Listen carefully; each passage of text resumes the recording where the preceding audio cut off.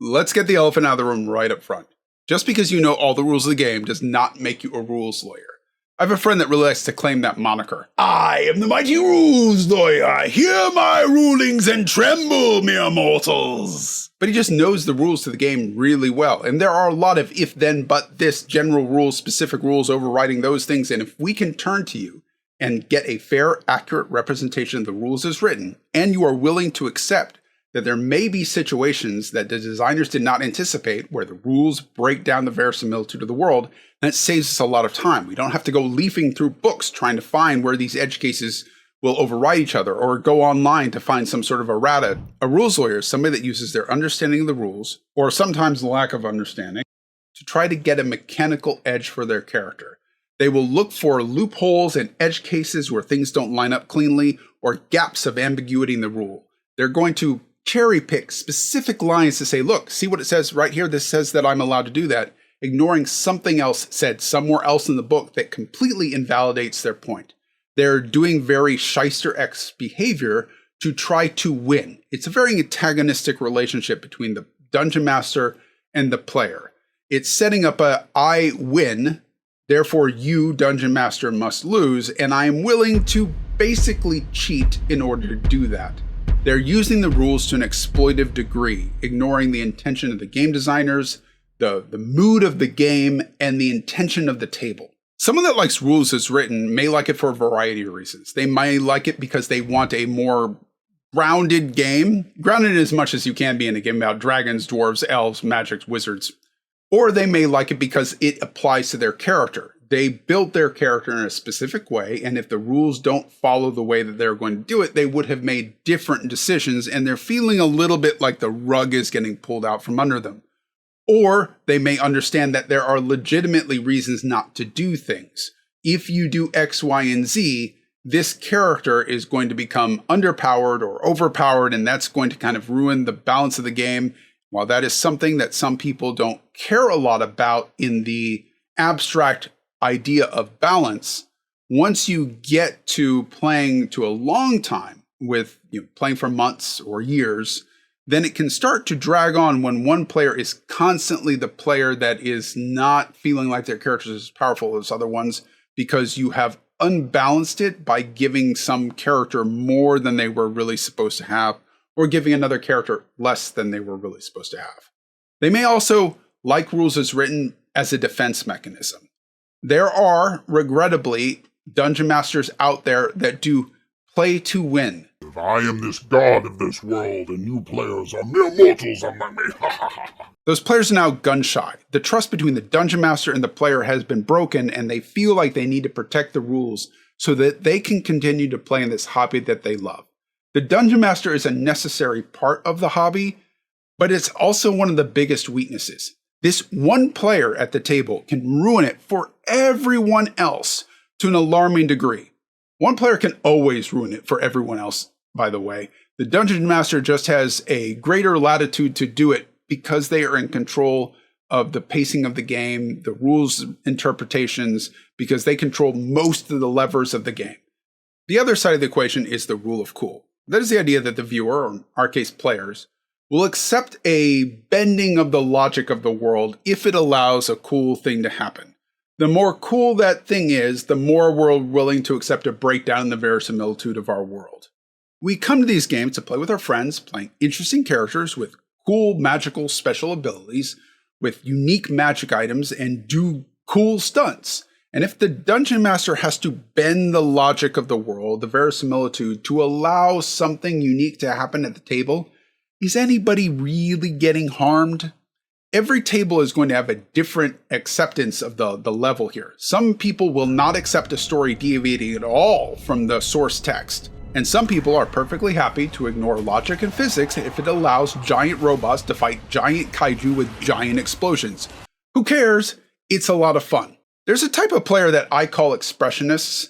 They have an idea of what their character can and cannot do in their head, and they're trying to express that in the game. It's not a role play thing.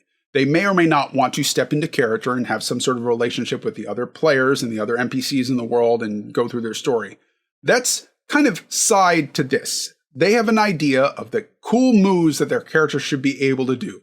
I want to play Goku in your world, and I don't care if the game says that I can't play Goku. If the game's going to tell me I can't play it, then the game rules need to go away, please, because that's what I want to do. But the games can start to break down under the weight of all the bonkers stuff that these players want to do in the world, because the game was never meant to represent that fiction in the first place. I'm James, I'm a Dungeon Master, and I talk about all the things I think about, plan, and plot for my tabletop role-playing games. And if you like that kind of content, then there's buttons down there for like and subscribe. If you've got thoughts about the video, then you know what to do. On both ends of these axes, it becomes an arms race. If your rules is written, you could end up in a situation where you take a class plus a multi-class plus a feat, gaining a magic item, and then you have a spell cast on you by another player, and you can end up one-shotting an ancient red dragon. That happened to me in 3rd edition, by the way. On the other side, it's not as intentional. The player has some image in their head about what their character should be able to do, and the Dungeon Master, being well-meaning and wanting this player to have fun, will make some bends in the rules to allow certain things to happen. But every time you bend the rules, you are breaking down the physics engines of the game to some degree. I once had a player that was playing a monk, and they watched a lot of anime, and because in anime, monk ninja characters can run up walls, they felt like their character should be able to run straight up a 200-foot wall. But D20 fantasy games are not anime games. There are spells, there are abilities, there are magic items that would allow you to do that. If you want to do that, go get Boots of Spider Climb, or get some magical ability to levitate. You could house rule it to allow them to use a certain number of key points in order to do Spider Climb for this many rounds. In fact, that's what I did. But how many house rules can you reasonably add before it becomes an untenable mess? Players have their character-specific rules, the rules in general, and now your house rules, and they're trying to figure out where they all interact. And you've created this power creep curve where the power of the characters is grossly out of alignment with the normal intention of the game, whether that's the challenge of the monsters, the rewards that you would give, the magic items they would receive, the magical spells. And some things are just not going to carry the weight that you want them to. Take something as simple as flying. Everyone wants to fly. It's fun to fly. It feels really cool to play a bunch of flying characters. But if you give everybody flying, then a bunch of challenges in the game, crevices, rope bridges, waterfalls, clifftop castles, wizards, towers, hydras, gorgons, golems, mimics, shambling mounds, treants, zombies, become boring. And it's even worse when it's one player doing it. When you have one player that is the rules as written, taking it to an extreme degree, or it's somebody that is an expressionist that is just trying to express their character's ability to be Goku, and now they've created some sort of a Superman character that can do all the things that everybody in the party can do. And what is everybody else in the party supposed to do? Are they just now your Lois Lane to Superman, existing only to be saved? You should have some special abilities. You just shouldn't have all of them condensed into one character. That character should be able to see in the dark. That character should be able to stay up all night. That character should be able to fly for short distances. We just don't want to collapse them all. And you should be able to graduate from these problems as a party. Say that you have a human warrior in your party and they cannot see in the dungeon. That's a reasonable problem for a level 1 to level 3 character. By level 4, they should have graduated from that. But flying and fighting dragons in the air, that should be a problem all the way to like level 9 to 15 or something. By then you should be fighting dragons in the air with gods trying to strike you dead with lightning. In order for your character to feel that progression, the hero's journey from low-level hero dealing with low-level local problems to kingdom-wide problems to cosmic god-level problems, your character has to start with less. As a Dungeon Master, I'm probably more rules as written than rule of cool. Not completely to one edge or anything, but I run these long sandbox campaigns with emergent narratives, things that go from level 1 to level 20. So I do care that the thing that I do over here at level 1 is going to have some impact at level 20 that I can't foresee. But if I was doing a one-shot campaign or something short like Mines of Fendelver, what do I care about preserving level 10 if we're never going to see level 10? By all means, let them do weird bonkers stuff. You don't have to worry about preserving it for later. For my narrative campaigns, because I want to preserve that progression path so that they feel more heroic at level 20 than they were at level 1, I'm worried about 3 things: creativity, consistency, and speciality. If the problem is just a door and you can easily get through it by just hacking it down, then that is what the players are going to do. They're always going to go to the easiest answer, not the one that's the most interesting. So I need to make sure that whatever I'm throwing at my players has some barriers that are going to encourage them to think creatively about all the tools they've got to solve the problems in creative ways. I'm also worried about consistency of the world because I am going to run these long narrative campaigns, but also so that the players will start to try to figure out how the world works so that they can feel clever when they understand that the reason that the dragon is trying to burn down the magical cherry tree at the front of the Empress's palace is because the cherry tree is actually an anti-magic zone creation. And once that goes, all the magic that has been barred from this area from centuries is going to come flooding in, creating a glut of magic that the succubus can use to open a magical portal to allow Grost in. And when the player figures that out, they feel really clever and like they understand something deep about the world. And then they can take that and go use that for their own player ambitions. I'm also worried about some niche protection. Each one of these characters has special, unique things that they can do and they can't do. And in order for them to feel special and like this problem could not have been solved without me and my character and the special abilities, the special spells, feats, magic items that I took and received, we would not have been able to move the plot along. In order for them to feel like that, I need to preserve some things for some characters. I'm willing to negotiate to a certain extent. Let's take that monk from before. Let's say that they want to run up the wall to kick the roper off to see if they can make it fall off the ceiling. Sure, you can try that. You're going to do an acrobatics check because you're going to try to run up the wall, and that's 40 feet of movement. You have 40 feet of movement. Then you're going to do a backflip and kick the roper off. You're going to do the kick at disadvantage because you are trying to do it after having done a backflip. But if you connect, then we will run some sort of a grapple check to see whether you're able to kick the roper off the wall. And if it falls, it's going to take 40 feet of fall damage. That seems reasonable to me for what a monk can do.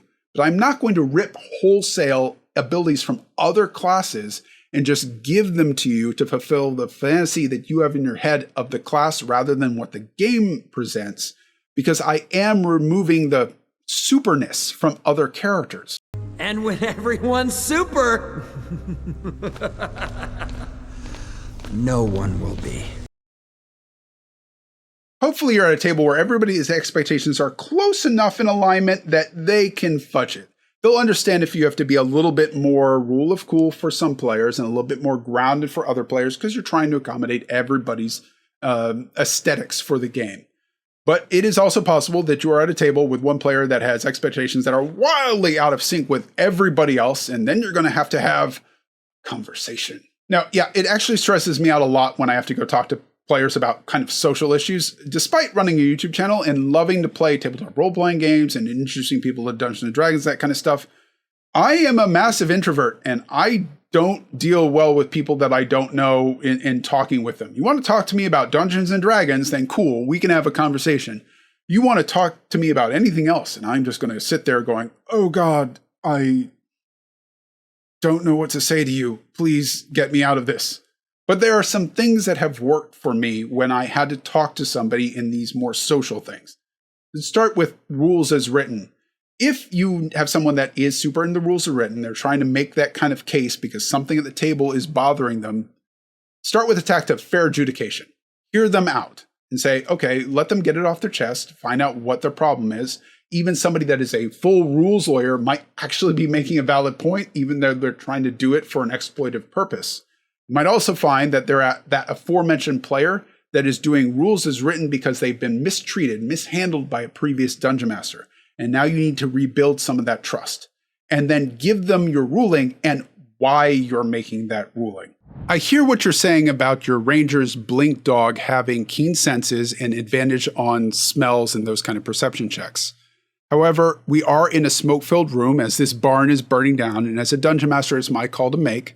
And I'm ruling that the smoke-filled room of everything burning here is giving disadvantage, which is counteracting the advantage that your blink dog would have. And you rolled a natural 1 on your perception check for your blink dog. So your blink dog has no idea where your unconscious ranger is in the burning building. If we want to discuss this later, then by all means, if I have to make it up to your character, I can always retcon something. But as a dungeon master, it's my right to make this decision, and we've got to move on with this encounter now. For the rule of cool player that wants to play something totally weird and broken for the game and the scope, ask them why it is they want to play what they want to play. Their answer will help you figure out whether it's something that you have to recalibrate into the system and say, well, we're playing this system and this will only support X, Y, and Z. or whether it's something that you can accomplish in a different way. Maybe it's a magic item, a multi-class, some sort of a homebrew that you're going to try to come up with. Maybe they want to play a witch, and that's why they wanted to be able to fly, because witches and flying, that's kind of fundamental to being a witch. Okay, so you want to play Akko from Little Witch Academia, but she doesn't start off flying on a broom. She starts off just as an apprentice, trying to learn how to do that, and eventually we'll get there. I could put a broom of flying in the game. You'll eventually learn the flying spell. We'll get there. We just don't start there. And that's part of the progression of your character throughout the story. Or maybe the character wants to play some sort of assassin, like an Assassin's Creed kind of character, in which case you may have to recalibrate their expectations. But the Assassin's Creed characters are solo hunters. They have other NPCs that support them, but they support them as support staff. They're off screen. They don't go out with the assassin character, whichever one he is, on their adventures. And most of the kills that those characters do are solo kills. They do one shot and they're dead, and that doesn't really leave fun for the other players. So the players need to have some scope in the mission. We can't always have something where you're going to go into some sort of a house, you're going to kill everybody, and then you're going to get to the last boss, and then you're going to invite the players in to do it. Sometimes that could be fun. We might be able to do that one time or two times during the adventure, or maybe we do kind of offshoot adventures, side missions where you're doing that kind of thing.